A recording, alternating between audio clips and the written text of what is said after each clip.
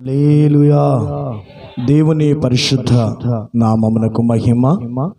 ఈ పునరుత్థాన ఆరాధనకు వచ్చిన మీ అందరికీ యేసుక్రీస్తు నామమున శుభాభివందనాలు.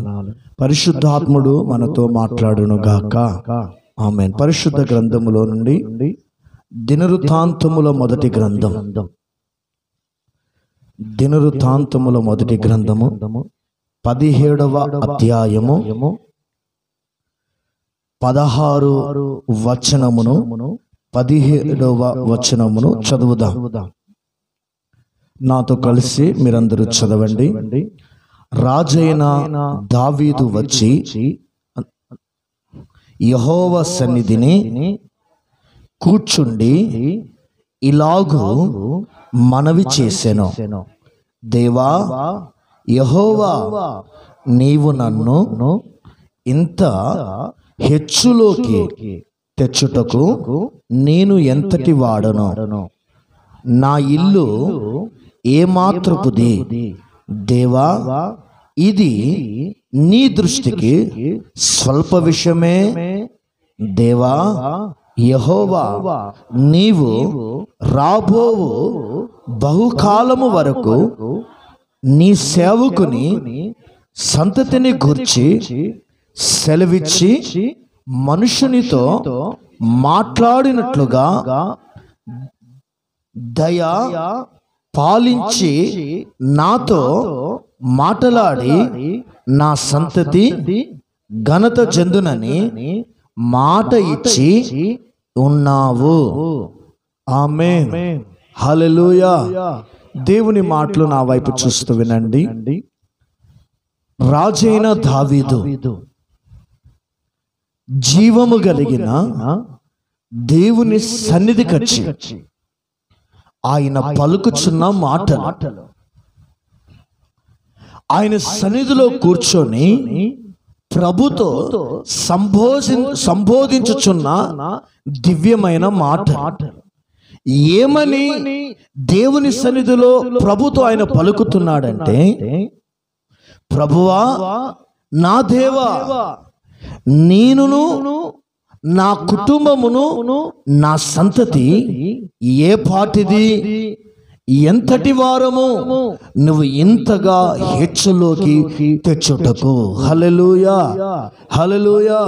అంటే దేవుని సన్నిధిలో రాజు దేవుని సన్నిధికి వచ్చి పలుకుచున్న మాట, మేము ఏ పాటి వారమయ్యా, నేను ఏ పాటి వాడిని, నా సంతతి ఏ పాటిది, నువ్వు ఇంతగా హెచ్చించుటకు, నువ్వు ఇంతగా మమ్మలను ఘనపరచుటకు, ఇంతగా మీరు మమ్మలను గొప్ప చేయుటకు ఏ యోగ్యతయు లేని వాడినైన నన్ను ఇంతగా, నన్నును, నా ఇంటిని, నా సంతానమును, నా వంశమును నీవు హెచ్చించావయ్యా, నీవు ఘనపరిచావయ్యా అని దేవుని సన్నిధికి వచ్చి ప్రభుతో మాట్లాడుతున్నాడు. ఈ దినమున మన దేవుడు ఎవరు తెలుసండి? పడగొట్టే దేవుడు కాదు, నిలబెట్టే దేవుడు. బలహీనపరిచే దేవుడు కాదు, బలపరిచే దేవుడు. కృంగదేసే దేవుడు కాదు, ఆయన క్షేమాన్ని కలగజేసే దేవుడు. కన్నీళ్లతో ఏడిపించే దేవుడు కాదు, సంతోషాన్ని ఇచ్చే దేవుడు. మనుషుల చేత తృణీకరించబడుటకు వారివైన మనల్ని ఆయన ఏర్పాటు చేసుకునే దేవుడు. ఆయన తగ్గించే దేవుడు కాదు, ఆయన మనల్ని హెచ్చించే దేవుడు. హల్లెలూయా, హల్లెలూయా. ఈ దినమున పరిశుద్ధ గ్రంథములో అనేక భక్తుల జీవితములో దేవుని ఆశీర్వాదము అనేక విధములో ఒక ప్రత్యేక కోణములో పరిశుద్ధులను దీవించాడు. అందులో ఒక పరిశుద్ధుడైన దావీదును కూడా దేవుడు ఘనపరిచే విధానము మహోన్నతమైనది, అమోఘమైనది. నేనంటున్నాను, పరిశుద్ధాత్మ దేవుని సన్నిధిలో దేవుడే నేను హెచ్చిస్తే ఎవరు ఆ హెచ్చింపును ఆపలేరు. దేవుడు నీ ఇంటిని ఘనపరిస్తే ఎవరు ఆ ఇంటికి వచ్చే ఘనతను ఆపలేరు. దేవుడే నీ పిల్లలను గొప్ప చేస్తే ఎవరు ఆ స్థాయిని, ఆ స్థానమును ఆపలేరు. ఈ దినమున దేవుని సన్నిధికి వచ్చిన మనము మనుషుల చేత హెచ్చింపబడడం కాదు, రాజుల చేత హెచ్చింపబడడం కాదు, దేవుని చేత హెచ్చింపబడాలి. దేవుని చేత మన ఇల్లు హెచ్చింపబడాలి. దేవుని చేత మన వంశము, మన సంతతి హెచ్చింపబడాలి. దేవుడు హెచ్చిస్తే అది శాశ్వత కాలం నిలుస్తుంది. దేవుడు ఘనపరిస్తే అది స్థిరపరచబడుతుంది. ఈ దినమున దావీదును దేవుడు హెచ్చించాడు. హల్లెలూయా చెప్పండి. హల్లెలూయా హల్లెలూయా. ఎలాంటి వ్యక్తిని దేవుడు ఎంతగా హెచ్చించాడంటే దావీదుని, తండ్రి చేత నిరాకరించబడిన దావీదుని పరలోకపు తండ్రి కోరుకున్నాడు. అరణ్యములో ఒక నివాసంగా చేసుకున్న దావీదుని రాజభవనంలో నివాసం చేసే స్థాయిలో దేవుడు హెచ్చించాడు. ఒంటరితనాన్ని అనుభవిస్తూ ద్వేషించబడుచు అన్నల చేత, తండ్రి చేత, బంధువుల చేత ద్వేషించబడుతున్న దావీదుని, పాపములో నుండే పుట్టిన వాడనే దావీదు తన సన్నిధిలో, ఇదిగో అలాంటి వ్యక్తిని దేవుడు ఏం చేశాడు తెలుసా అండి? ఇదిగో ఇశ్రాయేలులకు రాజుగాను, నాయకుడుగాను, అధిపతిగాను దేవుడు హెచ్చించాడు. హల్లెలూయా హల్లెలూయా. ఒక గొర్రెలను కాచుకుంటున్న దావీదుని ఇశ్రాయేలీయులను పరిపాలించే పరిపాలకుడిగా హెచ్చించాడు. అది మాత్రం కాదు, అతనిని మాత్రమే కాదు, అతని ఇంటి వారిని కూడా దేవుడు హెచ్చించాడు. హల్లెలూయా. అతని ఇంటి వారిని మాత్రం కాదు, అతని వంశాన్ని కూడా దేవుడు హెచ్చించాడు. ఆయన గురించి దేవుని వాక్యం సెలవిస్తుంది, దావీదునకు నేను శాశ్వతమైన కృపను చూపుచున్నానంటున్నాడు దేవుడు. దావీదుకు నా కృప ఎన్నడూను దూరము చేయనని వాగ్దానం చేశాడు దేవుడు. అంత మాత్రం కాదు, దావీదు సంతతికి నా సింహాసనమును స్థిరపరిచెదను అని అంటున్నాడు. ఈవెన్ ఇప్పటికి కూడా యెరూషలేమును పరిపాలిస్తున్న ప్రెసిడెంట్ అతడు దావీదు వంశస్థుడు. హల్లెలూయా హల్లెలూయా. అంటే చూడండి, దావీదు దేవుడు తన సంతానమును ఎక్కడ కూడా సిగ్గుపరచనే వాడు కాదు, ఎక్కడ వారిని తలదించేవారుగా దేవుడు చేయలేదు. ఎప్పుడు దేవుడు వారిని, దావీదును, దావీదు వంశమును, దావీదు సంతతిని వారిని తల ఎత్తుకునే వారిగా దేవుడు దీవించాడు. ఆమె చెప్పండి, గట్టిగా చెప్దాం. హల్లెలూయా. ఈ దినం దేవుడు నీతో మాట్లాడుతున్నాడు. దావీదు కుమారుడగు యేసుని నమ్మిన మనము కూడా నా యేసయ్య నీతో అంటున్నాడు, దావీదు రాజును హెచ్చించినట్లుగా నిన్నును, నీ ఇంటిని, నీ సంతతిని నా దేవుడు హెచ్చించబోతున్నాడు. ఆమె చెప్దాం, సంతోషంగా చెప్దాం, విశ్వాసంతో చెప్దాం. నీ ఇంటిని దేవుడు హెచ్చిస్తాడు, నీ పిల్లల్ని దేవుడు హెచ్చిస్తాడు, నిన్ను దేవుడు హెచ్చిస్తాడు, నీ వ్యాపారాన్ని హెచ్చిస్తాడు, నువ్వు చేసే పనిని హెచ్చిస్తాడు, నీ భార్య, నీ భర్త, నీ ఫ్యామిలీని, ఇదిగో ప్రజల మధ్యలో ఆయన నిన్ను ఘనపరచబోతున్నాడు. చప్పట్లు చప్పట్లు చప్పట్లు, గట్టిగా చప్పట్లు కొడుతూ దేవుని స్తుతించండి, స్తుతించండి, స్తుతించండి. హల్లెలూయా హల్లెలూయా. ఆయన హెచ్చించే దేవుడు అండి, ఆయన హెచ్చించే దేవుడు. ఇంతగా దావీదును దేవుడు ఘనపరిచినట్లుగా దేవుడు ఈ సంవత్సరం నువ్వు ఘనపరచబడాలి, హెచ్చించబడాలి. నిన్ను ఎవరైతే తిట్టారో వారి మధ్యలో వారి చేత సలాము కొట్టేవాడిగా నిన్ను దేవుడు హెచ్చించాలి. నిన్ను గురించి ఎవరైతే చాటుగా మాట్లాడారో నీ పాదాల దగ్గరకు వచ్చి సాష్టాంగ నమస్కారం చేయనట్లుగా హెచ్చించాలి. నిన్ను గురించి, నీ కుటుంబాన్ని గురించి, నీ పిల్లల గురించి ఎవరైతే పరిహాసం చేశారో, తగ్గించారో వారి ఎదుట నీవు ఆనందభరితుడివై తిరగాలి. నేను అంటున్నాను బ్రదర్, దేవుడు హెచ్చిస్తే శాశ్వత కాలం, నువ్వు మనుషుల చేత హెచ్చించబడితే పాతాళంలో తొక్కబడతావు. దేవుని చేత హెచ్చింపబడ్డాడు దావీదు. దావీదుని హెచ్చించిన దేవుడే నీ దేవుడు అండి. హల్లెలూయా, హల్లెలూయా. దావీదుని గణపరిచిన దేవుడే నీ దేవుడు. దావీదును గొప్ప చేసిన దేవుడే మన దేవుడు. కాబట్టి ఈ దినం పరిశుద్ధాత్మ దేవునితో మాట్లాడుతున్నాడు. ఆయన నిన్ను హెచ్చించుట కొరకు ఆయన తన చేతులు చాపి ఉన్నాడు. హల్లెలూయా, హల్లెలూయా.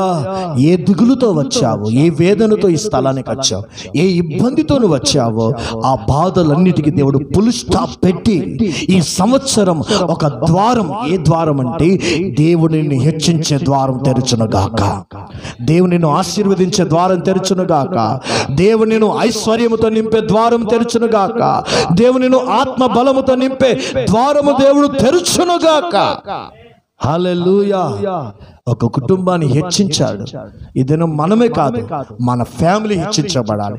మన ఫ్యామిలీ కాదు, మనతో పుట్టిన పిల్లలు కూడా దేవుని సన్నిధిని అనుభవించాలి. దేవుని సంతానము ఆశీర్వాదంతో నింపబడాలి. అలా ఉండాలంటే దేవుని వాక్యంలో దావీదు జీవితంలో మనకు అనేక కోణములు తెలుసు.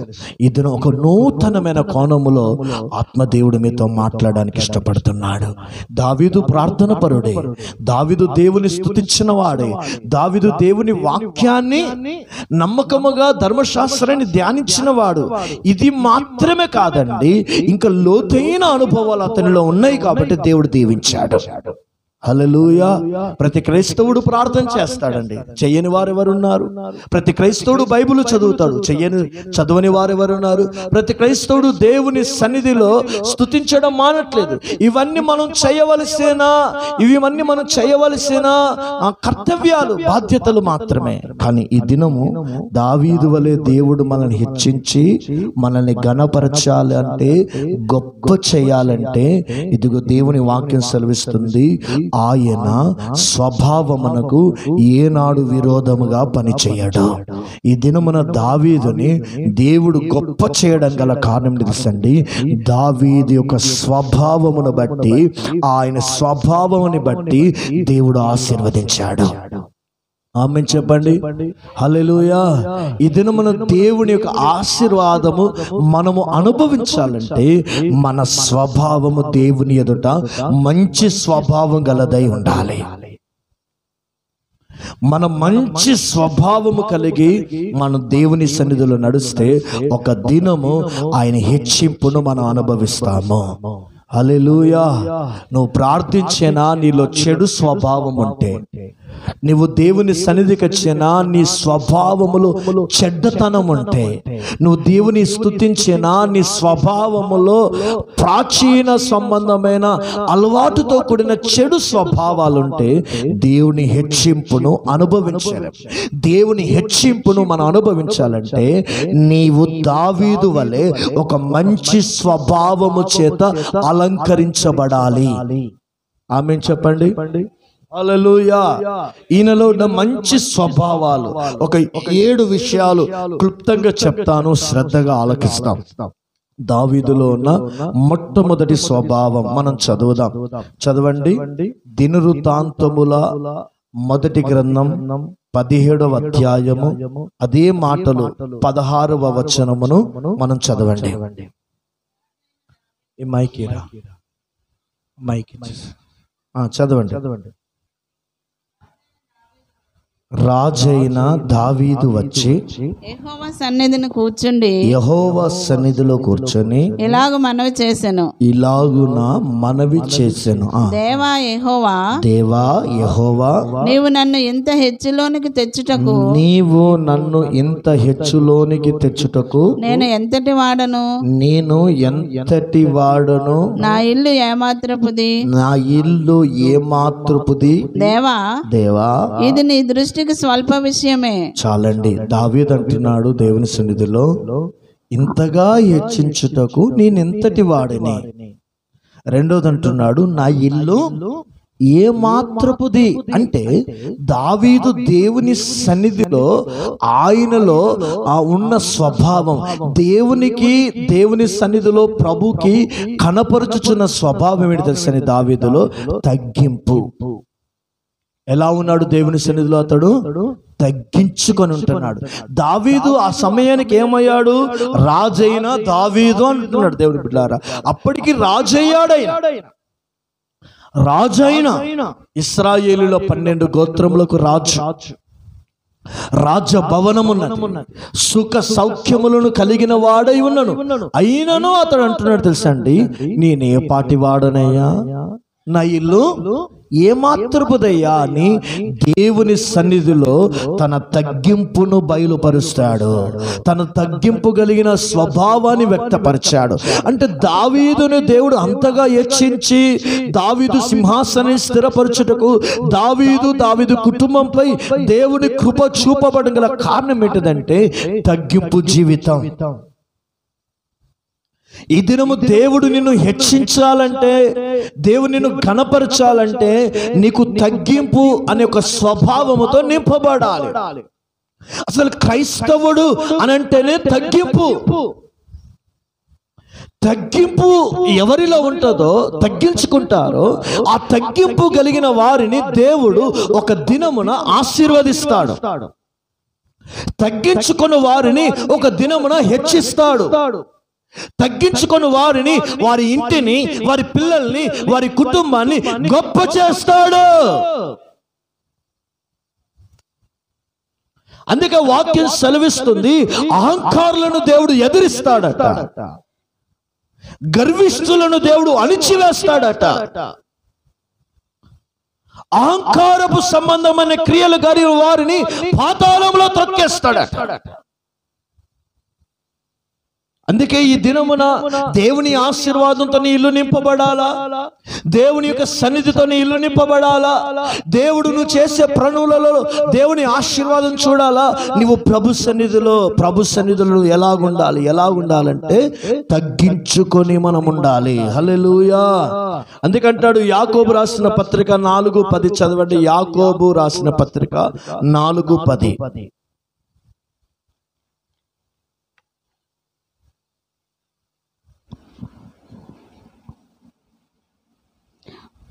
ప్రభువు దృష్టికి మిమ్మును మీరు తగ్గించుకొనుడి, అప్పుడు ఆయన మిమ్మును హెచ్చించును. చూడండి, ఎవరి దృష్టికి నువ్వు తగ్గించుకుంటే హెచ్చిస్తాడు. నువ్వు దేవుని దృష్టికి నువ్వు ఎలా ఉండాలి? తగ్గించుకొని ఉండాలి. అప్పుడు దేవుడు నిన్ను ఏం చేస్తాడు? హెచ్చిస్తాడు. రాజయ్యండు కదా అని గర్వంగా ఫీల్ అవుతలేడు ఆయన వస్త్రాలు ఒక తగ్గింపు, మన మాటలు ఒక తగ్గింపుతో కూడినది ఉండాలి, మన నడక తగ్గింపుతో కూడినదే ఉండాలి, మన ప్రవర్తన తగ్గింపుతో కూడినదే ఉండాలి, మన ఆలోచనల విధానాలు తగ్గింపుతో కూడినదే ఉండాలి. ఎన్ని ఉన్నా కూడా నిన్ను నీవు దేవుని సన్నిధిలో, ఆయన మందిరములో, ఆయన సముఖములో నువ్వు తగ్గించుకొని నువ్వు నడవాలి. నువ్వు 50 లక్షలు సంపాదించిన వ్యక్తివైనా నువ్వు క్రైస్తవుడు కాబట్టి నీ అహం కనబడకూడదు, నీ తగ్గింపు బయలుపరచబడాలి. నువ్వు ఎంత అందగాడివైనా, ఎంత బలవంతుడివైనా, ఎంత బలం గలవాడివైనా, నువ్వు క్రైస్తవుడు కాబట్టి, నువ్వు దేవుని బిడ్డవు కాబట్టి, నువ్వు దేవుని సంఘానికి వస్తున్నావు కాబట్టి యేసుని నువ్వు కనపరచాలంటే యేసు ఎలా తగ్గించుకున్నాడో ఆ తగ్గింపు నీలో ప్రదర్శించబడాలి. యేసయ్య తగ్గింపును మనం ఆలోచిస్తే, యేసయ్య ఇదిగో శిష్యుల పాదాలు కడుగునట్లుగా ఆయన తన్ను తాను తగ్గించుకున్నాడు. సర్వాధికారి అయిన దేవుడు ఒక మట్టి అయిన మనిషిని పాదాలు కడగడానికి సిద్ధపడ్డాడు. సర్వాధికారి అయిన దేవుడు శిలువ మరణం నొందునంత వరకు ఆయన తగ్గించుకున్నాడు. ఆయన పుట్టుక ఒక తగ్గింపు. ఆయన ఎన్నుకున్న శిష్యులు విద్య లేని వారులు, పామరులు. ఆయన ఈ లోకంలో సేవ చేసిన ఆ పట్టణం నజరేతు పనికిరాని పట్టణం. ఈ దినమున నీకెంత పాట వచ్చినా నువ్వు తగ్గించుకో. నువ్వెంత ప్రార్థన పరుడువైనా నువ్వు మందిరంలో తగ్గించుకో. నువ్వెంత వాక్యమును కలిగిన వాడివైనా తగ్గించుకో. నువ్వెంత డబ్బు గల వాడివైనా నువ్వు తగ్గించుకో. నీ అహము నువ్వు మందిరంలో చూపించినా, నీ అహము నీ ప్రవర్తనలో కనబడితే దేవుడు నేలకేసి తొక్కుతాడు. పనికి రాకుండా అయిపోతావు. అదే నువ్వు తగ్గించుకొని ఉంటావా? ఎవ్వరు కూడా నేను అందనంతగా ఆయన దేవుడు నేను ఎత్తైన స్థలములో నిలబెడతాడు. హల్లెలూయా, హల్లెలూయా. బైబిల్లో బాప్తిసం ఇచ్చి యోహాను అంటున్నాడు, దేవుని బిడ్డలారా, ఇదిగో నా వెనుక వచ్చువాడు శక్తిమంతుడు, ఆయన చెప్పుల వారైనను విప్పుటకు నేను యోగ్యుడను కాను. అంటే ఎంత తగ్గించుకుంటున్నాడు. బాప్తిసం ఇచ్చి యోహాను ఎవరండి? దేవుని స్వరం అని రాయబడింది. బాప్తిసం ఇచ్చి యోహాను ఎవరు? యేసు ప్రభుకే బాప్తిజాన్ని ఇచ్చాడండి. యేసు ప్రభుకే బాప్తిజం ఇస్తే ఎంత గర్వించాలి, ఎంత అతిశయించాలి? లేదు లేదు, ఆయన చెప్పుల వారు ముప్పుట కూడా నేను యోగ్యుడను కానని తాను తగ్గింపును బయలుపరుస్తున్నాడు యోహాను. నువ్వు ఎంతటి వాడువైనా నీలో క్రీస్తు స్వభావం అనే తగ్గింపు నీలో ఉండాలి.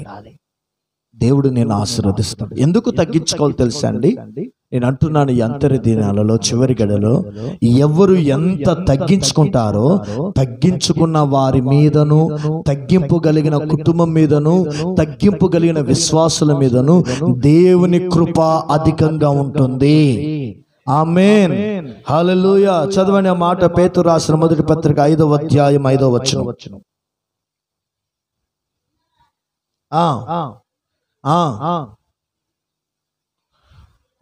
మీరందరూ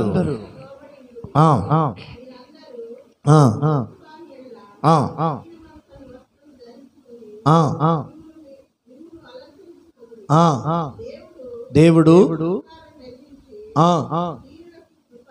దీనులకు మాత్రమే కృపను అనుగ్రహిస్తాడు. ఇప్పుడు నీకేం కావాలి? నీ ఇంటికి కృప కావాలి. దేవుని కృప ఉంటే నీ అవసరతలు తీర్చబడతాయి. దేవుని కృప ఉంటే నీకు ఆరోగ్యంగా ఉంటావు.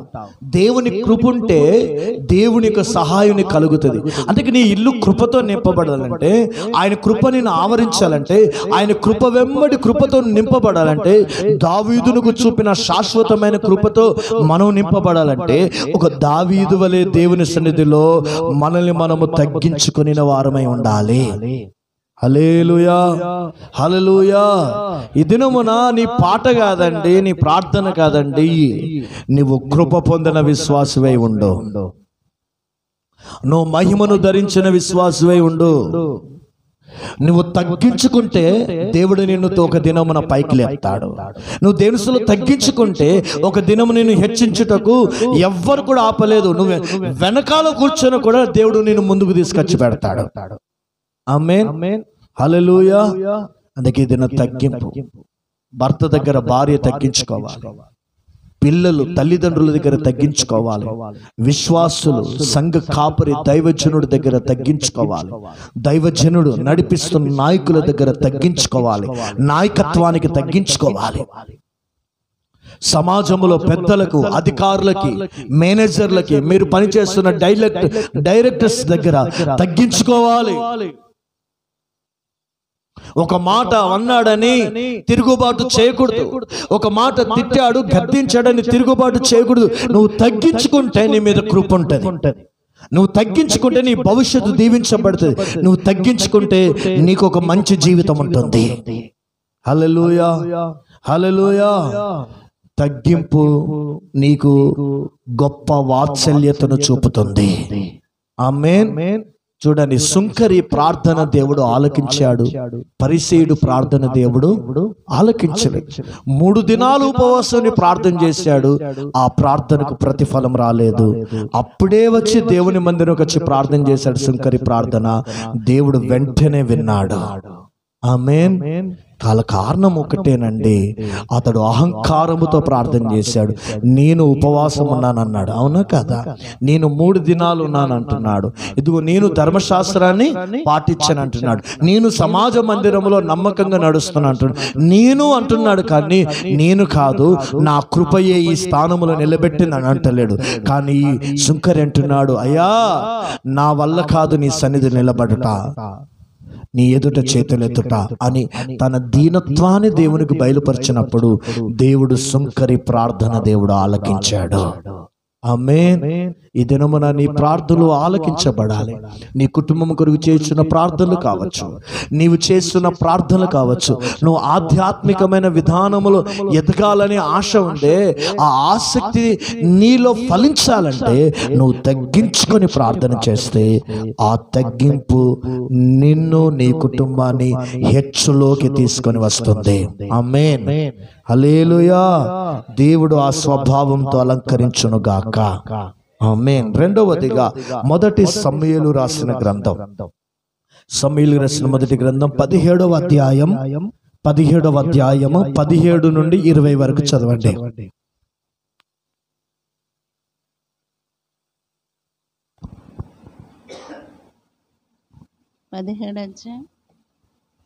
17వ అధ్యాయం 17 నుండి 20 వరకు. యెష్షయి తన కుమారుడైన దావీదును పిలిచి, నీ సహోదరుల కొరకు వేయించిన ఈ గోధుమలలో ఒక తూమెడును ఈ 10 రొట్టెలను తీసుకొని దండులోనున్న నీ సహోదరుల దగ్గరకు త్వరగా పొమ్ము. మరియు తన 10 జున్నుగడ్డలు తీసుకొని పోయి వారి సహస్రాధిపతి కిమ్ము. నీ సహోదరులు క్షేమముగా నున్నారో లేదో సంగతి తెలుసుకొని వారి యొద్ద నుండి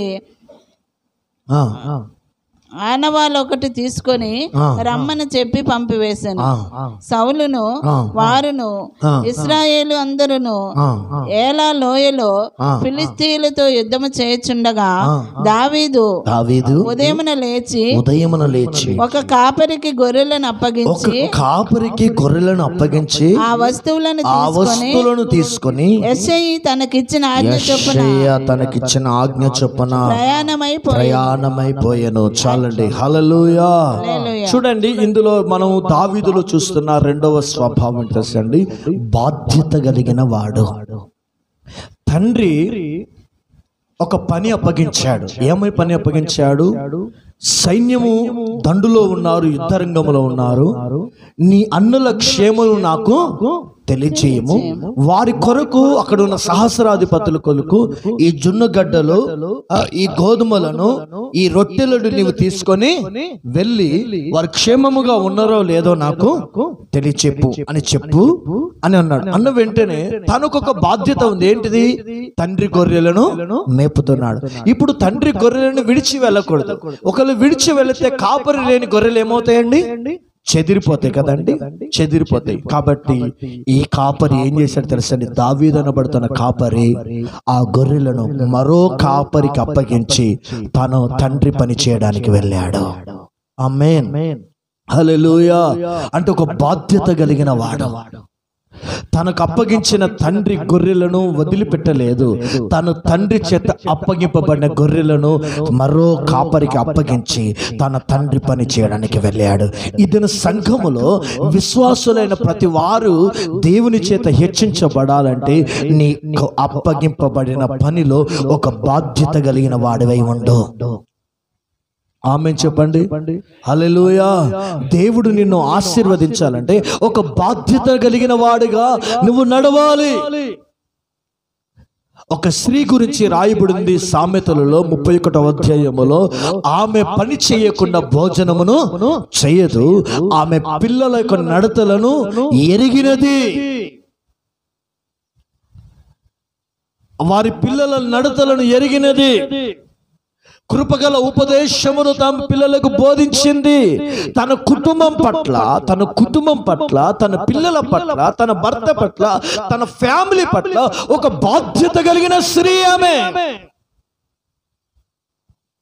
ఒక బాధ్యత కలిగిన స్త్రీ.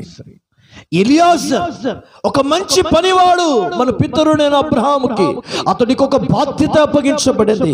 అబ్రహాం అంటున్నాడు, నా కుమారుడిని ఇస్సాకుకి నా స్వదేశములో ఒక స్త్రీని వివాహముగా చేయాలి. ఆ బాధ్యత నీకు అప్పగిస్తున్నాను. ఆ పని నువ్వు నమ్మకంగా నిర్వర్తించంటే ఆ పని ముగించు వరకు ఇదిగో బాధ్యత కలిగిన వాడుగా ఎలియాజరు ప్రవర్తించాడు. ఆమేన్. హల్లెలూయా. యోసేపు గురించి రాయబడింది. యోసేపు బాధ్యత కలిగిన వాడు కాబట్టి అతడు ఐగుప్తు దేశంలో సింహాసనం మీద దేవుడు ఎక్కించి గణపరిచాడు. కారణము పొతిఫరు ఇంటిలో అతడు ఆ ఇంటికి ఒక విచారణకర్తగా ఉండి ఆ ఇంటిని సంరక్షిస్తున్నాడు. ప్రతి బాధ్యతను నమ్మకంగా నిర్వర్తిస్తున్నాడు. ఇది సంఘములో దేవునితో మాట్లాడుతున్నాడు. సంఘానికి వచ్చిపోయే విశ్వాసిగా నీ ఉండకు. సంఘములో సేవలో ఒక బాధ్యత కలిగిన విశ్వాసిగా ప్రవర్తించు. మందిరములో కుర్చీలు వేయుట, కార్పెట్స్ వేయుట, అది నా దేవుని సన్నిధిలో నాకు ఇచ్చిన బాధ్యతగా నువ్వు చేస్తే దేవుని ఆశీర్వదిస్తాడు. మందిరములో భోజనాల కార్యక్రమం అయితే అది నా బాధ్యత, నేను చెయ్యాలని నమ్మకంగా ఉంటే అది నిన్ను దీవిస్తాడు. వచ్చి చూసి వెళ్ళేవాడు విశ్వాసి కాదు, ఆడు పిశాసి, అవిశ్వాసి. ఒక బాధ్యత కలిగిన విశ్వాసి ఎలాగుంటాడు? సంరక్షిస్తాడు. ఒక బాధ్యత కలిగిన విశ్వాసి ఎలా ఉంటాడు? కాపాడుతాడు. ఒక బాధ్యత కలిగిన విశ్వాసి ఎలాగుంటాడు? ప్రయాసపడడానికి ఇష్టపడతాడు. ఒక బాధ్యత. సంఘానికి వస్తున్న నీవు ఉపవాస ప్రార్థన ఒక బాధ్యతతో రావాలి. హాల్ నైట్ ప్రేయర్ అంటే ఒక బాధ్యత రావాలి. ఒక ఇంటిలో కుటుంబ ప్రార్థన అంటే అది మా ఇంట్లో జరుగుతున్నదని ఒక బాధ్యతతో నువ్వు ప్రార్థన చేయడానికి రావాలి. ఆ ఆసక్తి, ఆ వాంఛను దేవుడు నీలో చూసి ఒక దినమున నిన్ను పైకెత్తుతాడు. ఆమేన్. దేవుడు గొప్ప చేస్తాడండి. దేవుడు వదిలిపెట్టాడు బాధ్యత కలిగిన వారిని. ఒక వ్యక్తికి బాధ్యత అప్పగించినప్పుడు దేవుని బిడ్డలారా, ఎవరు వచ్చినా రాకున్నా అది నా దేవుని పని, అది నా యేసయ్య పని అని చేసుకుంటూ వెళ్ళిపోతున్నప్పుడు అది చేయుట కూడా దేవుడు కృపనిస్తాడు. ఆమేన్. హల్లెలూయా. సంఘములో మీరు బాధ్యత కలిగి ఉండాలి. మీ ఇంటిలో కూడా మీరు బాధ్యత కలిగి ఉండాలి. మందిరానికి రాకుండా ఉన్నామంటే నీకు బాధ్యత లేదు. నీ ఇంటిలో, నీ సంఘములో, ఆత్మీయ జీవితములో ఒక బాధ్యత కలిగి నడవండి. నువ్వు చేసే ఉద్యోగం కూడా దేవుడు నాకు ఇచ్చిన పని అని ఒక బాధ్యతతో నువ్వు చేయాలి. దేవుని ఆశీర్వదిస్తాడు, గొప్ప చేస్తాడు. కేర్లెస్ చేయకూడదు. అందుకే దేవుని వాక్యం సెలవిస్తుంది, బాధ్యత గల వానికి అనేక విధమైన పనుల మీద అధికారిగా దేవుని నియమిస్తాడు. ఆమేన్. హల్లెలూయా. అందుకే దావీదు ఎవరు తెలుసండి? బాధ్యత కలిగిన వాడు. కాబట్టి ఇశ్రాయేలీల ప్రజలను పరిపాలించే ఆ గొప్ప పని దావీదు చేతికి దేవుడు అప్పగించాడు. ఆమేన్ చెప్దాం. హల్లెలూయా. ఈ ఆదివారం నీతో మాట్లాడాడు. నువ్వు సంఘములోను, నీ ఇంటిలో, నీ కుటుంబములో ఒక బాధ్యత కలిగిన విశ్వాసిగా నడుచుదుముగాక. ఆమేన్. రెండవదిగా చదవండి అక్క. అక్కడే మొదటి సమూయేలు రాసిన గ్రంథం 17వ అధ్యాయం 34వ వచనం.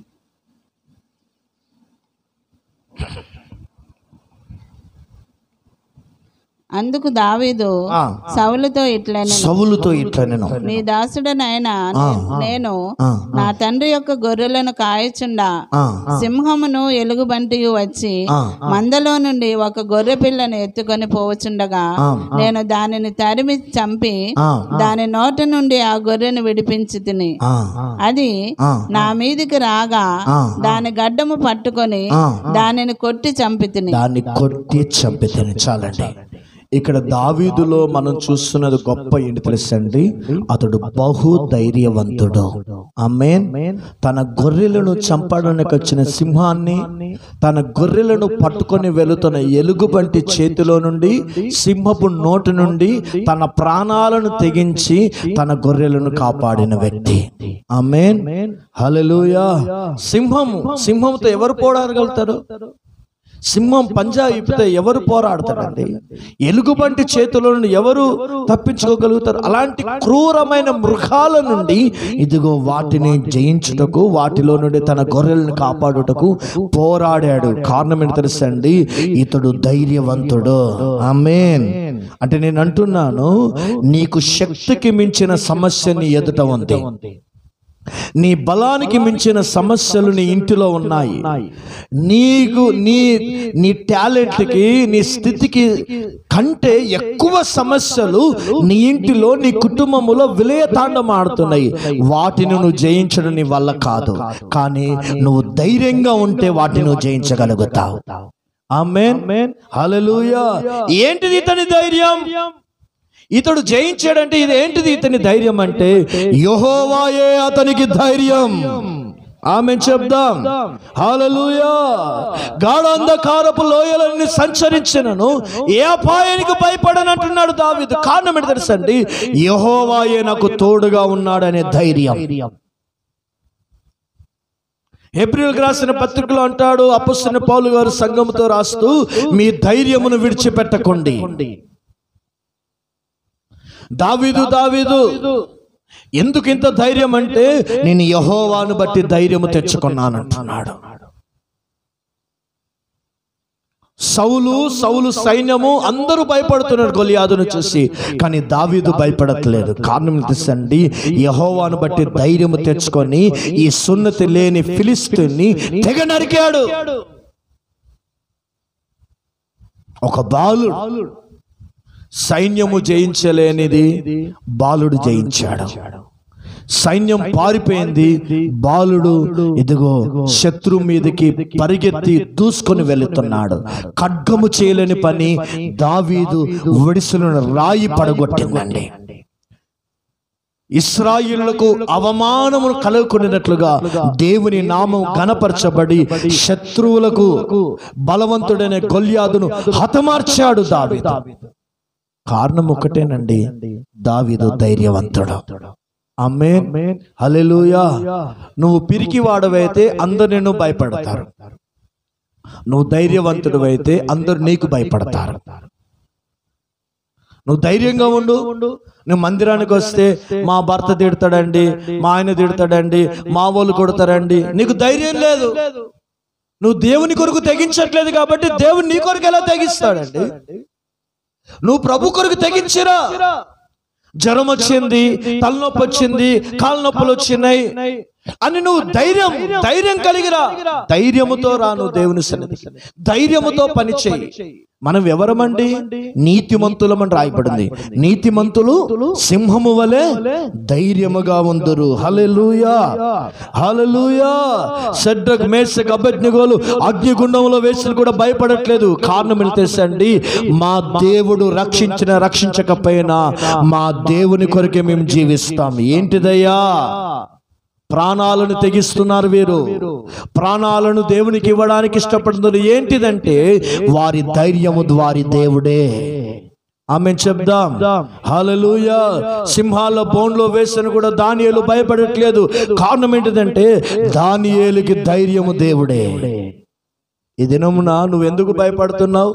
అప్పులు వచ్చినా భయపడకు, అప్పులు తీర్చే దేవుడు నీతో ఉన్నాడు. కష్టాలు వచ్చినాయని కష్టాల నుంచి భయపడకు, కష్టాలు తీర్చే దేవుడు నీతో ఉన్నాడు. ఆమేన్ చెప్దాం, హల్లెలూయా. సమస్యలు వచ్చినాయని భయపడకు, సమస్యలను విడిపించే దేవుడు నీతో ఉన్నాడు. వేదనతో ఉన్నావని భయపడకు, వేదనను విడిపించే దేవుడు నీతో ఉన్నాడు. ఒంటరి వాడవని భయపడకు, ఒక దినం నేను ఘనపరిచే దేవుడు నీతో ఉన్నాడు. ప్రతి సమస్యకు, ప్రతి బాధకు, ప్రతి ఇరుకుకు, ప్రతి వేదనకు తొలగించే దేవుడు నీతో ఉన్నాడు. ధైర్యముతో సమాజంలో నడువు. ఎంతో మంది ధైర్యాన్ని కోల్పోయే ఆత్మహత్యలు చేసుకుంటున్నారు. ఎంతో మంది ధైర్యాన్ని కోల్పోయే దిగజారిపోతున్నారు.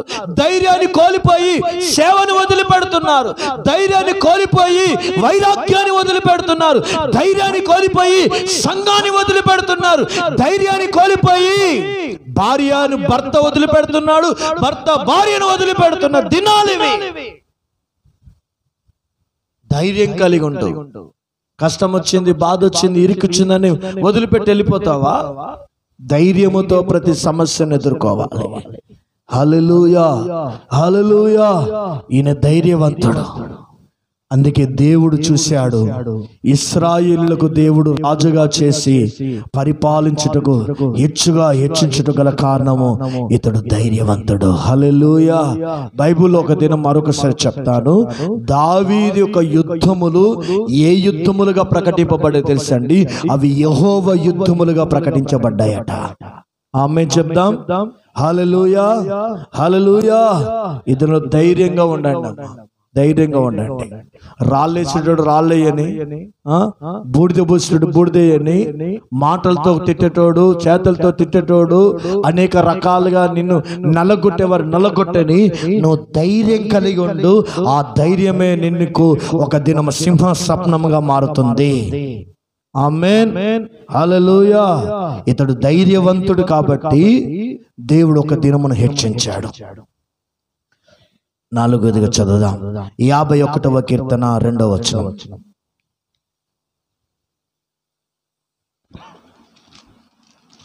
51వ కీర్తన 2వ వచనం. నా దోషము పోవునట్లు నన్ను బాగుగా కడుగుము, నా పాపము పోవునట్లు నన్ను పవిత్రపరచుము.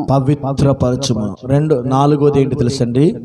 దావీదు పశ్చాత్తాపపడగలిగిన మంచి హృదయము గలవాడు. ఆమేన్. తను చేసిన పాపమును తానే ఒప్పుకుంటున్నాడు, కానీ తను చేసిన పాపము ఎదుటి వాని మీద మోపట్లేదు. ఆయన అంటున్నాడు, నేను నీ ఎదుట పాపం చేశానయ్యా, నన్ను బాగుగా కడుగము. ఏం పాపం చేశాడు ఇతడు? భయంకరమైన బత్షెబాతో అక్రమ సంబంధాన్ని పెట్టుకున్నాడు.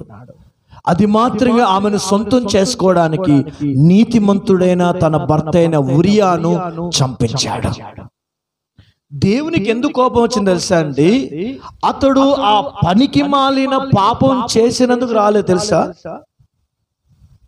ఒక స్త్రీతో దావీదు ఆ పనికి మాలిన పాపం చేసినందుకు రాలే. అన్యాయంగా నీతిమంతుడైన ఉరియాను చంపినందుకు దేవుని కోపం వచ్చింది. ఇదను నీతో అంటున్నాను, పరిశుద్ధాత్మ దేవునితో మాట్లాడుతున్నాడు. ఏదైనా విషయములు నువ్వు పాపం చేసావా దేవుని ఎదుట, ఇప్పుడే నువ్వు ఒప్పుకొని విడిచిపెట్టి నీ కన్నీళ్లతో పశ్చాత్తాపపడితే నీ కుటుంబాన్ని, నీ పిల్లలకు, నీ జీవితానికి ఒక నూతన ఆశీర్వాద ద్వారాలు తెరవబడతాయి. ఆమేన్, హల్లెలూయా. అతడు చేసిన పాపాన్ని ఒప్పుకున్నాడండి. నేను చేశానయ్యా, నేను ఎదుటి వాని మీద నేను నేరం మోపట్లేదు, నిజంగా నేను చేశాను. అన్యాయంగా నాకు భార్యలు కలిగిన కూడా అన్యాయంగా ఒక స్త్రీతో నేను పాపం చేశాను, అన్యాయం ఒక నీతిమంతుని నేను హత్య చేపించానయ్యా అని అతడు పాపం చేసింది ఒప్పుకున్నాడండి. పశ్చాత్తాపడు, మరెన్నడూ అలాంటి పాపం అతడు చేయలేదండి. ఈ దినం దేవునితో మాట్లాడుతున్నాడండి. ఒకవేళ నీ జీవితం అలాగ ఉందా, నీ బ్రతుకు అలాగ ఉందా, నీ రహస్య పాపములు నీ మనస్సాక్షికి తెలుసండి. ఆ రహస్య పాపాలను ఒప్పుకొని విడిచిపెడితే తప్పకుండా దేవుడు నిన్ను ఆశీర్వదిస్తాడు. ఆమేన్, హల్లెలూయా. అందుకే జారత్వమును నుండి నువ్వు పారిపోండి అంటున్నాడు. ఎందుకు? ఈ దేహము దేవునికి ఆలయం. ఒకవేళ మనం అంటున్నాం హృదయం బాగుంటే చాలు అంటున్నాం. హృదయం కాదండి, శరీరం బాగుంటేనే దేవుడు నిన్ను ఆశీర్వదిస్తాడు. ఈ శరీరం మలినమైతే దేవుని తీసి పక్కకు పెడతాడు. ఎట్లా పెడతాడో తెలియదండి. కాబట్టి నీ పాపం నీవు దేవుని సన్నిధిలో పరిశుద్ధపరచుకోవడానికి, ఆయన రక్తముతో కడుక్కోవడానికి నువ్వు పశ్చాత్తాపపడే మనసు నీకు ఉండాలి. హల్లెలూయా. జక్కయ్య పాపం చేశాడా లేదా? అన్యాయంగా వడ్డీ వ్యాపారం చేశాడా? అన్యాయంగా వడ్డీ లాక్కున్నాడు. కానీ దేవుని సన్నిధికి వచ్చి ఏం చేశాడు? నేను అన్యాయంగా వారి దగ్గర డబ్బులు తీసుకున్నానని అతడు పశ్చాత్తాపడి తీసుకున్న దానికంటే 4 వంతులు ఇచ్చి అతడు తన పాపాన్ని కడుక్కున్నాడండి. మిరియాం పాపం చేసిందా? దైవ సేవకుడైన మోషేకు విరోధంగా మాట్లాడి పాపం చేసింది కదా. ఆమె పాపం చేసి ఆమెకు ఏం కలిగింది? కుష్ఠవ్యాధి కలిగింది. కుష్ఠవ్యాధి కలిగిన అహరోను ఏం చేశాడండి? మేము నీ ఎదుట పాపం చేశామయ్యా, మమ్మల్ని శుద్ధి చేయండి అయ్యా అని అతడు పశ్చాత్తాపడ్డప్పుడు తన అక్కైన మిరియామకి ఆ వ్యాధి నుండి విడుదల పొందిందండి. సంసోన్ పాపం చేశాడా? దేవుడిచ్చిన అభిషేకాన్ని నిర్లక్ష్యం చేశాడు, దేవుడిచ్చిన ప్రతిష్టత నిర్లక్ష్యం చేశాడు, దేవుడు ఒక న్యాయాధిపతిగా చేశాడు. అన్ని నిర్లక్ష్యం చేసి తన ఇష్టానుసారమైన నడిచి పాపం చేసి దేవుని కృపను కోల్పోయాడు. అప్పుడు ప్రభువా నన్ను జ్ఞాపకం చేసుకో, ఈ పాపపు ఊబిలో నుండి నన్ను విడిపించు, నేను చేసిన తప్పిదములు క్షమించని పశ్చాత్తాపడ్డాడు. కాబట్టి అతడు మరణించన కూడా ఇదిగో అతడు పరిశుద్ధుల పట్టికలో, విశ్వాసుల వీరుల పట్టికలో దేవుడు ఆయన పేరును చేర్చాడు. ఆమేన్, హల్లెలూయా. ఇది దేవునితో మాట్లాడుతున్నాడు. సంగమా, నువ్వు ఎవరైనా మోసం చేసావా? ఆ మోసాన్ని ఒప్పుకో. ఎవరి మీద అన్యాయంగా అబద్ధాలు ఆడావా? దాన్ని ఒప్పుకో. అన్యాయంగా ఎవరిదైనా తీసుకున్నావా? దాన్ని ఒప్పుకో. అన్యాయంగా నీ భార్యకు లేక భర్తకు అనవసరంగా ఇదిగో పిచ్చి కార్యాలు ఒకవేళ నువ్వు చేసావా? అవన్నిటినీ ఫస్ట్ నీ భర్త దగ్గర అయితే నువ్వు ఒప్పుకో, నీ భార్య అయితే నీ భార్య దగ్గర నువ్వు ఒప్పుకొని పరిశుద్ధపరచుకో. అప్పుడు దేవుడు నీ ఇంటిలోకి దిగి వస్తాడు. హల్లెలూయా. అంతవరకు దేవుడు అక్కడ ఉండడండి. నేను అంటున్నాను, మీ గుండెలో రాసుకోండి. సౌలు చేసిన పాపం వినండి. సౌలు చేసిన పాపము తన కొడుకుకు తాకింది. సౌలు చేసిన పాపము తన మనవడు కుంటోడయ్యాడు. సౌలు చేసిన పాపము సౌలుకు తాకలేదేమో, కానీ కొడుకు యుద్ధ రంగంలో చనిపోయాడు. జోనాతాన్ ఎంత మంచోడండి, ఎంత ప్రేమ గలవాడండి. దావీదంటే ప్రాణం ఇస్తాడు. అన్యాయంగా యుద్ధ రంగంలో చనిపోయాడు యోనాతానుకు పుట్టిన మెఫీబోషెత్ ఏమయ్యాడు? కుంటివాడయ్యాడండి. ఎందుకండి కుంటివాడయ్యాడని తెలుసండి? తాత చేసిన తప్పులు, తాత చేసిన పాపం అది శాపంగా మారింది. నేను అంటున్నాను, నువ్వు చేసే పాపం నీ పిల్లలకు శాపంగా మారద్దు. మంచిగా బ్రతకండి, మంచి జీవితం చేయండి. డబ్బులు ఉన్నా లేకున్నా, బంగారం ఉన్నా లేకున్నా, పేరున్నా ప్రఖ్యాత లేకున్నా, నీకు తరానికి నీ పుట్టబోయే పిల్లలకు నువ్వు పరిశుద్ధమైన తండ్రిగా, వారికి దీవెనకరమైన తల్లిదండ్రులుగా మనం ఉందుము గాక. హల్లెలూయా.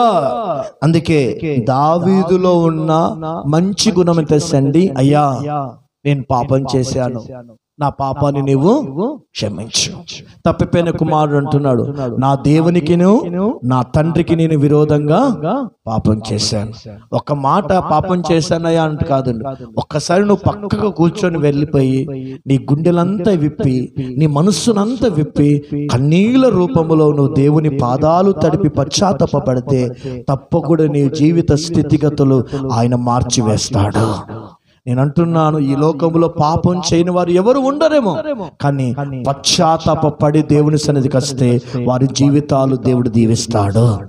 ఆమేన్, హల్లెలూయా. పశ్చాత్తాప పడట్లేదంటే అది నిజమైన భక్తి కాదు.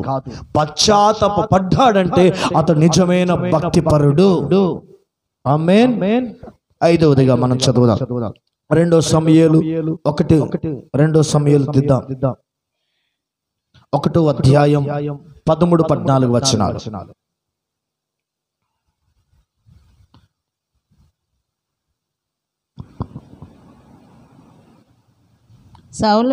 సౌలును యోనాతానును యెహోవా జనులను ఇశ్రాయేలు ఇంటి వారును యుద్ధములో కూలిరని వారిని గూర్చి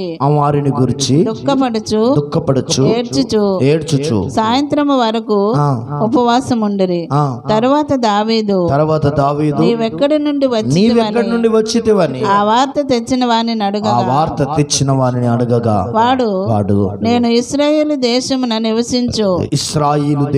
నివసించు అమాలేకుడగు ఒకని కుమారుడు నేను.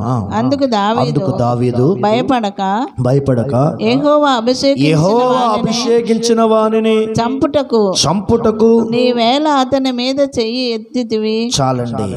యెహోవా అభిషేకించిన వాని చంపుటకు నీవేళ నీ చేతిని ఎత్తితివి. నేను అంటున్నాను, దేవుని బిడ్డలారా, దావీదు ఎవరు తెలుసా అండి? అభిషక్తులను గౌరవించేవాడు. చప్పట్లు కొడి దేవుని స్తుతిద్దాం. హల్లెలూయా. అందరు చప్పట్లు కొడదాం. హల్లెలూయా, హల్లెలూయా. అభిషక్తులను గౌరవపరిచేవాడు, అభిషక్తులను ఘనపరిచేవాడు. అభిషేక్తుల చేత వారి మాటకు, వారి గద్దింపుకు వారు విధేయత కలిగిన వాడు దావీదు. దేవుని చేత అభిషేకించిన వారి మీదకి నువ్వు చెయ్యి ఎలా ఎత్తితివై? దేవుని చేత అభిషేకించిన వాని మీదకి నువ్వు ఎలా ఖడ్గాన్ని ఎత్తడానికి ముందుకెళ్ళావు అని అతన్ని గురించి దావీదంటాడు, ఇదిగో నీ ప్రాణానికి నీవే ఉత్తరవాదివి అవుదువుగాక. ఈ దినమున సంగమా, దావీదును అంతగా హెచ్చించడం గల కారణం తెలుసండి, అభిషేకమును గురించిన విలువ కలిగిన వాడు. ఈ అంత్య దినాలలో మనమందరము పరిశుద్ధాత్మ అభిషేకాన్ని పొందిన మనము అభిషేకమును, అభిషేక్తుల గురించిన విలువను మనము కలిగిన వారమై ఉందుము గాక. హల్లెలూయా, హల్లెలూయా, హల్లెలూయా. నేను అంటున్నాను, దేవుని బిడ్డలారా చక్కగా వినండి. ఆత్మీయ తల్లి మేరక్క గారు ఒక మంచి మాట చెప్పారు సేవకుల కూడికలో. ఒకవేళ మీ అంతా మేము ప్రార్థన చేయకపోవచ్చు, కానీ మీ అంతగా మీరు బైబిల్ మేము చదవకపోవచ్చు, కానీ ఒక సమర్పించుకొని ప్రతిష్ఠించుకొని ప్రభు సేవ కొరకు విశ్వాస సేవ చేస్తూ అభిషేకము పొందుకొని వచ్చిన వ్యక్తి మీ ఇంటిలో అడుగు పెడితే చాలటండి, ఆ ఇల్లు ఆశీర్వదించబడుతుంది. హల్లెలూయా. అందుకే నేను అంటున్నాను, అభిషేకము, అభిషేక్తుడి గురించిన, అభిషేక్తుని పట్ల ఆ భయము, అభిషేక్తుని పట్ల ఆ గౌరవము, అభిషేక్తుడి మాటకు ఆ విలువను, విధేయతను కలిగిన కుటుంబాలను దేవుడు హెచ్చిస్తాడు. ఆమేన్, హల్లెలూయా. దేవుని బిడ్డలారా, మనం ఆ కృపను కలిగి ఉండాలి, ఆ అభిషేకాన్ని కలిగి ఉండాలి. నాతాను ప్రవక్త వచ్చిన వెంటనే ఆ మాటకు లోబడ్డాడు దావీదు.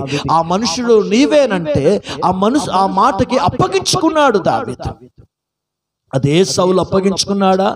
సమూయేలు వచ్చి అంటున్నాడు, బలులు అర్పించుట నీ పని కాదయ్యా, పొట్టేలను అర్పించుట నీ మాట నీ పని కాదు అన్న కూడా అతడు ఏం చేశాడండి? అతడు సమూయేలు దైవజనుడికి వ్యతిరేకంగా ప్రవర్తించడం మొదలు పెట్టాడు. అంత మాత్రం కాదు, సౌలు ఏం చేశాడు తెలుసా అండి? యాజకులను చంపించాడని రాయబడిందండి. కానీ దావీదు అలాంటి తప్పు చేయలేదు. అతడు దైవ సేవకుని, అభిషేక్తులను అతడు పూర్ణముగా ప్రేమించగలిగిన మహాపరిశుద్ధుడు దావీదు. ఆమేన్. ఇది మన సంఘంలో మనం ఎలాగుండాలి తెలుసా అండి? మనం ఒక ప్రతిష్టత గల బోధలో ఉన్నాం, ఒక విశ్వాసంతో కూడిన సేవ చేస్తున్న సేవలో, ఒక ఆలయంలో నువ్వు కట్టబడుతున్నావు. సమస్తాన్ని ద్వేషించి వైరాగ్యముతో, విశ్వాసంతో ప్రాణాలను అర్పించి ఒక నాయకత్వంలో ఉంటున్న మనము, మన మాట, మన విధానం ఎలాగుండాలి తెలుసా అండి? ఇదిగో అభిషేక్తులను ఘనపరిచే వారిగా మనం ఉండాలి. మనం అందరి సేవకుల వలె బంగారాలను ధరించుకుంటలేము, అందరి సేవకుల వలె లోకానుసారమైన జీవితం, అభిషేక్తులు మనం చేయట్లేదు. మనం ఎలాగున్నాం తెలుసండి? క్రీస్తుకు సాక్షిగా మనం బ్రతుకుతున్నాం, సిలువకు సాక్షిగా బ్రతుకుతున్నాం, సత్యానికి స్తంభముగా బ్రతుకుతున్నాం, నడిపించిన నాయకులకు నమ్మకంగా బ్రతుకుతున్నాము. ఇదిగో ఆ రాకడ కొరకు మనల్ని సిద్ధపరుస్తున్న పరిశుద్ధాత్మ వాక్యానికి మనం లోబడి బ్రతుకుతున్నాం. కాబట్టి దైవజనులను, అభిషేక్తులను గౌరవపరిచే వారిగా మనం ముందుము గాక. నేను అంటున్నా, నీతిమంతుడు కొట్టుటయు తిట్టుటయు నాకు తైలాభిషేకం అని రాయబడింది బైబిల్లో. ఒకవేళ దైవజనుడు, ఒక అభిషేక్తుడు నిన్ను గద్దించాడని తప్పు లేకపోయినా, నీ పొరపాటు లేకపోయినా, ఆ గద్దింపు లోబడు, అది నీకు ఉపకారంగా మారుతుంది.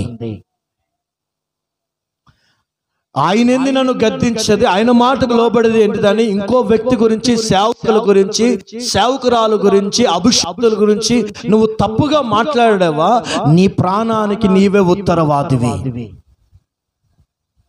అందుకే నేను అంటున్నా, నీ కుటుంబానికి నువ్వు శాపంగా ఉండద్దు బిడ్డ. నీ కుటుంబానికి, నీ పిల్లలకు దీవెనకరంగా ఉండాలి. హల్లెలూయా, హల్లెలూయా. ఒకసారి యెరోబాము దేవుని సన్నిధిలో సేవకుని వట్టిగా అన్నాడండి. సేవకుని అన్న వెంటనే యెరోబాము చెయ్యి ఎండిపోయిందండి చెయ్యి. మరలా సేవకుడు ప్రార్థన చేస్తే నేను చెయ్యి బాగా అయిపోయిందండి. గొప్ప రాజే కావచ్చు హిజ్కియా రాజు, అభిషక్తుడనే యెషయాకి లోబడి ప్రార్థన చేశాడు.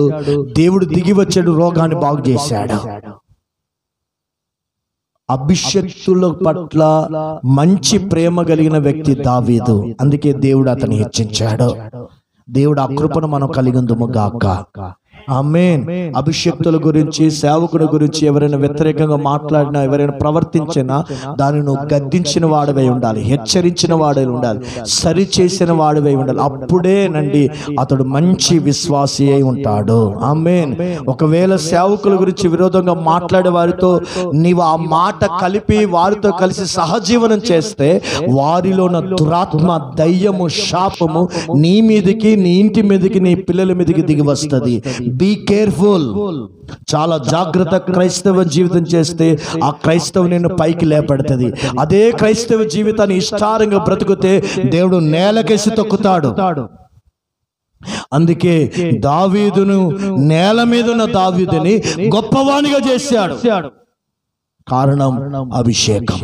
అభిషక్తుల పట్ల ఎలా ఉన్నాడండి అతడు? గౌరవప్రదంగా ఉన్నాడు. నీవేలా చంపితివయ్యా అభిషక్తుని అంటున్నాడు. ఎంత గొప్ప మాట అండి. ఈ దినమున ఆ కృపను మనం కలిగి ఉందుము గాక.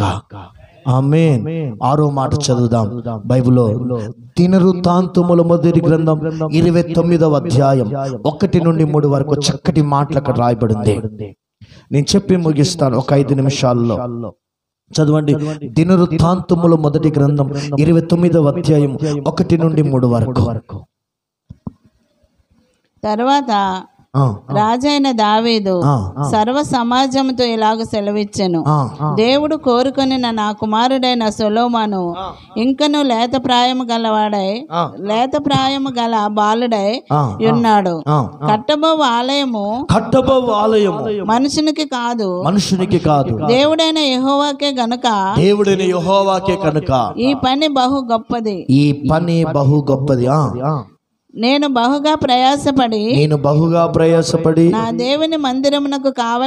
దేవుని మందిరానికి కావలసిన బంగారపు పనికి బంగారమును, వెండి పనికి వెండిని, ఇత్తడి పనికి ఇత్తడిని, ఇనుప పనికి ఇనుమును, కర్ర పనికి కర్రలను, గోమేధికపు రాళ్లను, చెక్కుడు రాళ్లను, వింతైన వర్ణములు గల పలు విధముల రాళ్లను, మిక్కిలి వెలగల నానావిధ రత్నములను, తెల్ల చలువరాయి విశేషముగా సంపాదించితిని.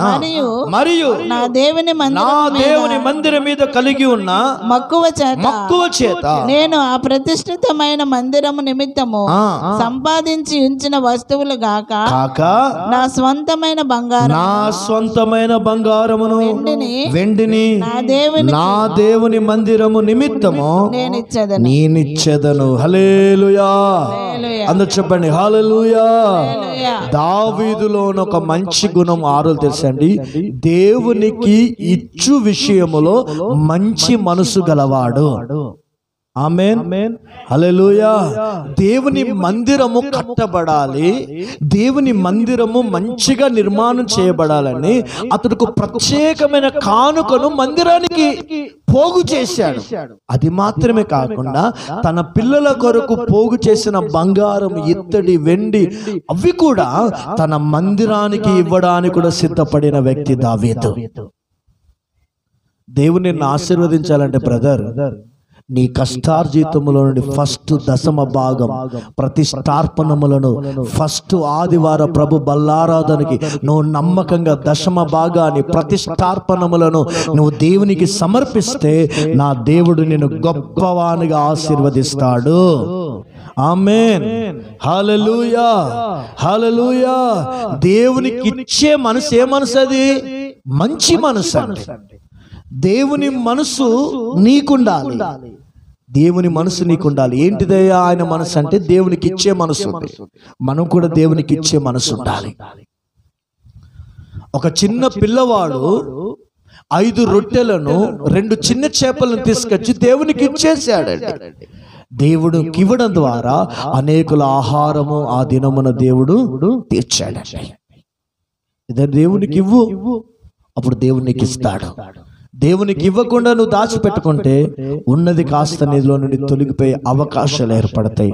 నేను అంటున్నాను, దేవుని బిడ్డ పరిశుద్ధాత్మ దేవునితో మాట్లాడుతున్నాడు. దేవునికి ఇచ్చే విషయంలో మంచి మనసు కలిగి నీవు మరుగు చేసుకొని రహస్యమందున తండ్రికి నేను ఇస్తున్నానని ప్రేమపూర్వకంగా హృదయపూర్వకంగా దేవునికి అర్పణములు సమర్పించడానికి ఇష్టపడితే తప్పకుండా ఆర్థికంగాను ఆరోగ్యరీతిగాను దేవుడు నిన్ను ఆశీర్వదిస్తాడు. ఆమేన్, హల్లెలూయా. ఈ 2025 సంవత్సరములో నీ చెయ్యి పిసినారితనంగా ఉండద్దు. నీ మాట పిసినారి గురించిన మాటలు మాట్లాడకూడదు. దేవునికి ఇచ్చే విషయములో, దేవుని పని చేసే విషయములో, దేవుని మందిర పని చేసే విషయములో ఇదిగో నీ చెయ్యి ముందుండును గాక. ఆమేన్, హల్లెలూయా. అందుకే బర్నబా అను కొత్త నిబంధన పరిశుద్ధుడు, అతడు అపోస్తుల పాదాల యొద్ద తనకున్న ఆస్తంతా సేవకు సమర్పించాడు. ఇది నా కృపను కలిగి ఉండాలి, ఆ అభిషేకాన్ని నువ్వు కలిగి ఉండాలి. సారపతి వెధవరాలు తనకున్న ఒక్క రొట్టె ముక్క కూడా దేవునికి ఇచ్చేసింది. దేవుడికి ఒక్క రొట్టె ఇచ్చింది, కానీ దేవుడు ఆమెను ఏం చేశాడు? కరువు తీరునంత వరకు దేవుడు ఆమెను పోషించాడట. ఈ దినంలో ఆ కృపను నువ్వు కలిగి ఉండు. దేవుని తప్పకుండా దేవుడు దీవిస్తాడు. నీ డబ్బు, నీ ధనము కావచ్చు, నీ బలం కావచ్చు, నీ సమయం కావచ్చు, నీ కొరకు నియమింపబడిన సంఘానికి, సేవకు, ఈ పరిచర్యకు మాత్రమే ఖర్చు అవ్వాలి. ఆమేన్, హల్లెలూయా. లోకములో భయంకరమైన దినాలు ఉన్నాయండి దేవుని బిడ్డలారా. దయచేసి నీ సన్నిధిలో చెప్తున్నాను. కాబట్టి దేవుడు మనకు నియమింపబడిన సేవ ఇది. మనకు ఒక నాయకత్వం ఉంది, మనం ఒక మినిస్ట్రీలో ఉన్నాం, మనకంటూ ఒక ఉపదేశంలో ఉన్నాం. ఈ సేవలో నీ డబ్బు ఈ సేవకు ఖర్చు అవ్వాలి, నీ బలము ఈ సేవకు ఖర్చు అవ్వాలి, నీ పిల్లలు ఈ సేవలోనే వారు కష్టపడాలి. ఆమేన్. అలా మీరు తీర్మానం చేసుకుంటే దావీదును హెచ్చించిన దేవుడు మిమ్మల్ని హెచ్చిస్తాడు. ఆమేన్. చివరికి ఒక మాట చెప్పి ముందిస్తాను. దావీదు ఎంత శ్రమ పెట్టినా, ఎంత బాధ పెట్టినా సౌలుని క్షమించుకుంటూ వచ్చిన వ్యక్తి. క్షమించాడండి. దావీదులో ఉన్న మంచి మనసు ఏంటిదండి? క్షమించాడు.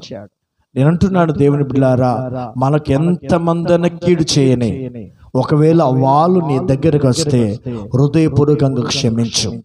ఆ ప్రతిఫలం పరలోకంలో నీకు ఇవ్వబోతున్నాడు. ఆమేన్, హల్లెలూయా, హల్లెలూయా. తప్పు చేసిన వ్యక్తి ఎక్కడికి రావాలి?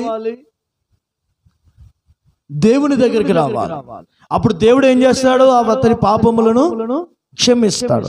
తప్పిపోయిన కుమారుడు తండ్రి దగ్గరికి వచ్చాడా? తండ్రి దగ్గరికి తప్పిపోయిన కుమారుడు వెళ్ళాడా? చెప్పండి అమ్మా.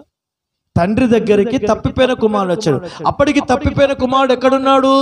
పందుల పొట్టులో ఉన్నాడు. పందుల పొట్టులో నా కుమారుడు అని వెళ్ళలేదు తండ్రి. తన పాపాలు, తన తండ్రి ఎదుట, తన ఇంటికి, తన ఆస్తికి చేసిన పాపములు అతడు తండ్రి దగ్గరికి వెళ్ళి, అయ్యా తండ్రి, నీకు తప్పు చేశాను, నీ ఆస్తి తీసుకున్నాను, ఇదిగో నీ ఇంటిని దూరం అయ్యాను, నన్ను మరలా చేర్చుకో అని తండ్రిని నన్ను క్షమించు అని అన్నాడు. కానీ తండ్రి ఏం చేసి తెలుసండి? మనసారా క్షమించి మరలా అతనికి మొదటి స్థితిని దేవుడిచ్చాడు. హల్లెలూయా. ఇది సంఘములో విశ్వాసులైన మనమందరము ఒక్క మనసు కలిగి ఉందాం. ఒకవేళ మనకెవరైనా కీడు చేస్తున్నారా, బాధపడకు, వారిని క్షమించడానికి సిద్ధ మనసు కలిగి ఉందముగాక. హల్లెలూయా.